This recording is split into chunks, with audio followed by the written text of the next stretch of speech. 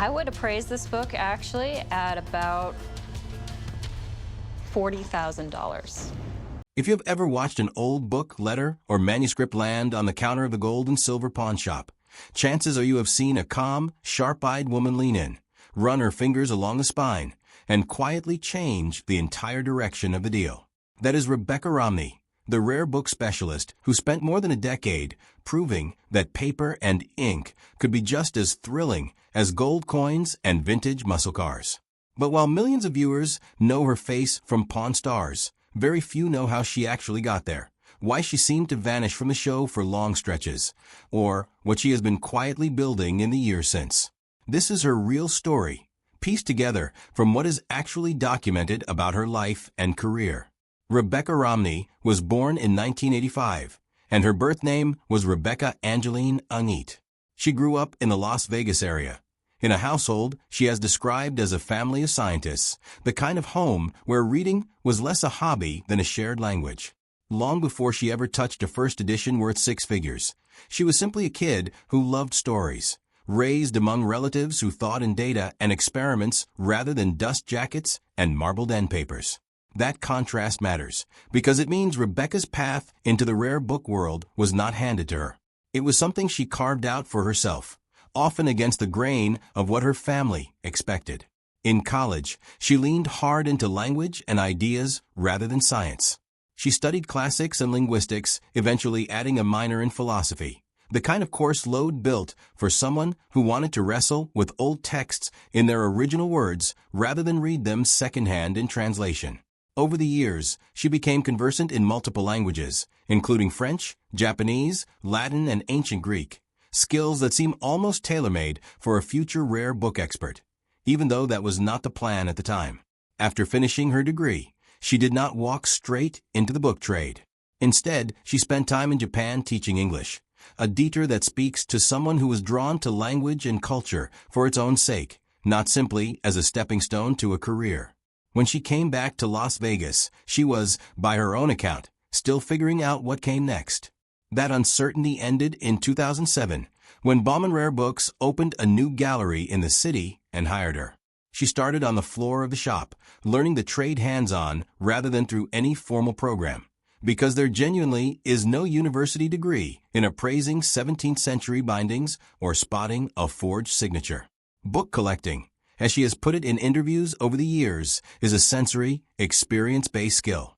You learn it by handling thousands of books, not by memorizing a textbook. Within a few years, that hands-on education paid off.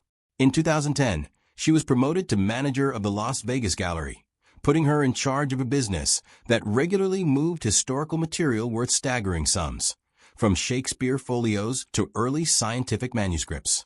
It was through this role that she crossed paths with Rick Harrison. Las Vegas is a big city, but the world of serious antiquarian dealers and collectors is a small one, and Rick, who had been running gold and silver pawn shop since the late 1980s, needed someone who could tell a genuine 19th century bond from a clever fake. Rebecca fit the bill. When Pawn Stars needed a rare book expert who could hold her own on camera and get the appraisal right, she was a natural choice, and she made her first appearance during the show's fourth season in 2011. From the start, what set her apart from a lot of reality television experts was her demeanor. She did not perform shock or excitement for the camera.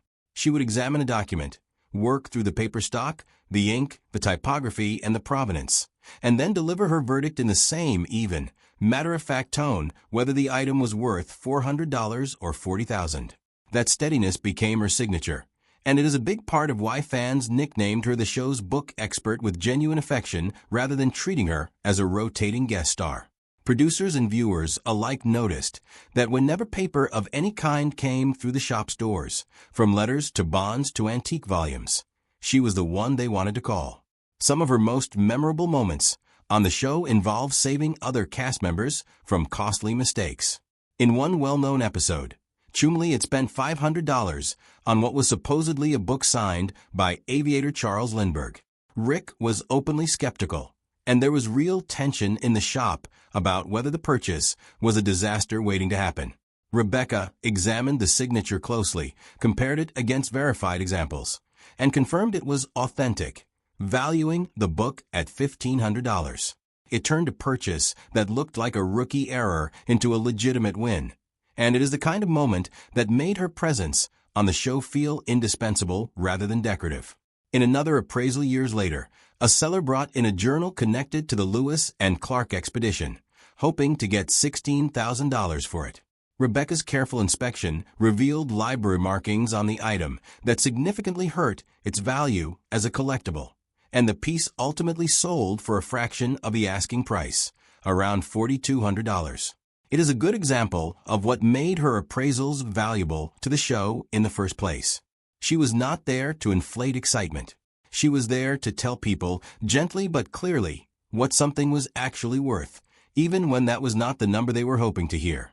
As her reputation grew both on and off the show, so did her responsibilities at Bauman Rare Books.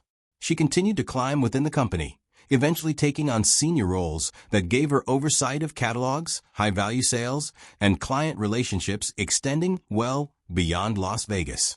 That professional growth is also what explains one of the most talked-about mysteries among fans: why Rebecca's appearances on Pawn Stars became noticeably less frequent in the mid-2010s. There is no shortage of online speculation about this. Forums and video essays over the years have floated everything from a falling out with producers to darker theories involving law enforcement scrutiny over an item that appeared on the show. It is worth being honest here. None of those darker theories are backed by verifiable reporting, court records, or on-the-record statements from Rebecca, Rick Harrison, or the network. What is actually documented is far less dramatic and far more human. Bauman Rare Books shifted more of her responsibilities toward its Philadelphia headquarters, and as her career took her away from Las Vegas, her time in front of the cameras naturally shrank. She did not disappear from the show in a single dramatic exit. She simply became harder to schedule because her real job had expanded well beyond one pawn shop's back counter. Even so, she never fully left. She continued to pop up on the show whenever she was in Las Vegas. And to this day, she remains one of the longest-running specialists in the show's history, and its only regular female expert. Her personal life shifted around the same period. In 2016, she married J.P. Romney, an author and researcher with a genuine passion for history, which meant the two of them shared not just a life, but an entire intellectual world. Through that marriage, Rebecca became distantly connected to the Romney political family, including a loose family tie to former presidential candidate Mitt Romney and to George Romney, who served as governor of Michigan in the 1960s. It is a connection that has fascinated some fans, but Rebecca herself has consistently downplayed it, noting plainly in interviews that she has never actually met Mitt Romney. The relationship exists mostly as a matter of genealogy, not of personal closeness or political involvement, and she has never leaned on the Romney name to build her career in books. If anything, the years following her marriage were defined by her own projects rather than anyone else's fame.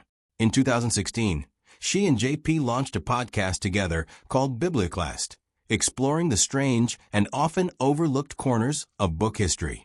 The following year, the two of them co-wrote Printer's Error, Irreverent Stories from Book History, a collection of stories about forgeries, printing disasters, and forgotten scandals from centuries of book production. The book blended her real-world expertise as a dealer with JP's gift for narrative, and it found real critical success, drawing praise and coverage from major outlets.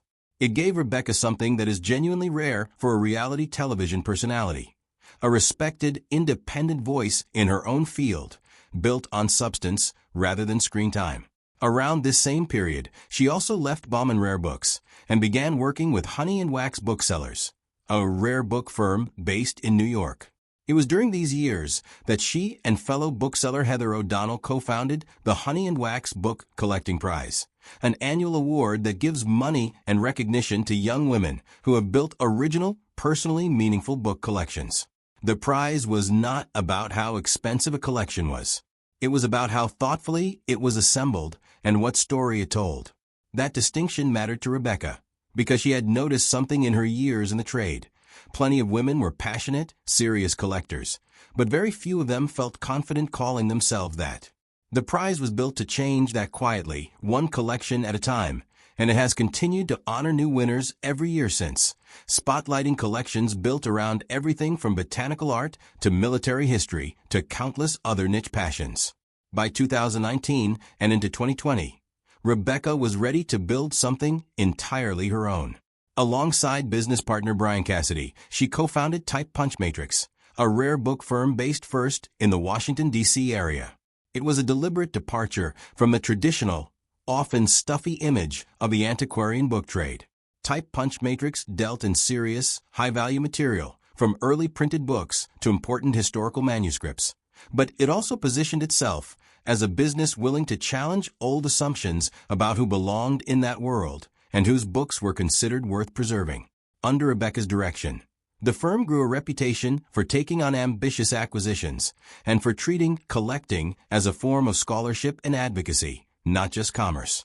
That advocacy became most visible in her most personal project yet. In February 2025, Rebecca published Jane Austen's Bookshelf, a deeply researched book about the women writers who shaped Jane Austen's own literary world, and then were largely written out of the historical record that followed. Writers like Frances Burney and Radcliffe and Charlotte Smith were once best-selling, culturally significant authors in their own right. Austen herself read and admired them. Yet over the following 2 centuries, their work was allowed to fall out of print and out of the literary canon almost entirely, while male contemporaries with comparable or even lesser sales were preserved, reprinted, and taught for generations. Rebecca has been candid that she went through her own classical studies education without ever encountering most of these women's names, and that realization is part of what drove her, starting years earlier, to personally track down rare original editions of their work at auctions and through estate sales, slowly building a private collection meant to make an argument as much as to satisfy a collector's instinct. The book was well received critically, drawing coverage and praise from major publications, and it added another layer to Rebecca's public identity. She was no longer just the calm expert who appraised old books on a reality show. She had become someone actively using her platform and her expertise to reshape how people think about whose literary history gets remembered and whose gets quietly erased. Even with all of this growth away from the cameras, Pawn Stars has never fully let her go, and to be fair, she has never fully let it go either. She has continued to make appearances over the years whenever her schedule and location allowed, including specials that brought the show's format outside of Las Vegas, where she rejoined familiar castmates for new appraisals. Fans who tuned in noted that her rapport with the crew, including the easy back and forth with Chum Lee and Corey Harrison, was exactly as sharp and warm as it had always been, as if no time had passed at all. She has also, notably, never removed her role on the show from her professional biography, still listing herself as the program's rare book expert going back to 2011. Whether that is simple accuracy, ongoing goodwill toward the show, or just an acknowledgement that Pawn Stars genuinely helped launch her public career, it is a small detail that says something about how she views that chapter of her life. Not something she is hiding from, just one part of a much bigger story. Today, Rebecca Romney sits in a genuinely unusual position within the rare book world. She has been recognized with membership in institutions like the Grolier Club, one of the oldest and most exclusive societies of book collectors in the United States, where fewer than 1,000 members worldwide hold that title. She serves on the board of the Antiquarian Booksellers Association of America and teaches at the Colorado Antiquarian Book Seminar, training the next generation of dealers not just in appraisal techniques, but in the ethics and history of the trade, including its darker chapters, like the forgery scandals that have periodically rocked the collecting world. She continues to run Type Punch Matrix, continues to judge the honey and wax prize she helped create, and continues to write and speak about the overlooked corners of literary history that first captured her imagination decades ago as a college student translating ancient Greek fragments. It is worth stepping back and appreciating just how unlikely this whole trajectory really is. A young woman from Las Vegas with no formal training in rare books walks into what she thought was a management interview, admits on the spot that she does not have the qualifications the job actually requires, and gets hired anyway because her raw intelligence and language skills were impossible to ignore. Within a few years, she is trusted with material worth more than most people's homes. Within a decade, she is a familiar face on national television, quietly correcting misconceptions about old paper and ink for millions of viewers a week. And in the years since her television fame peaked, rather than coasting on that recognition, she has used it to build a business, launch a prize that empowers other women collectors, and write a book that forces a hard look at whose stories literature has chosen to keep and whose it has let fade away. There is a temptation, especially online, to want a scandal behind every disappearance from a beloved television show, some hidden crisis that explains why a favorite face stopped showing up as often. In Rebecca Romney's case, the far more interesting truth is that there was no vanishing act at all.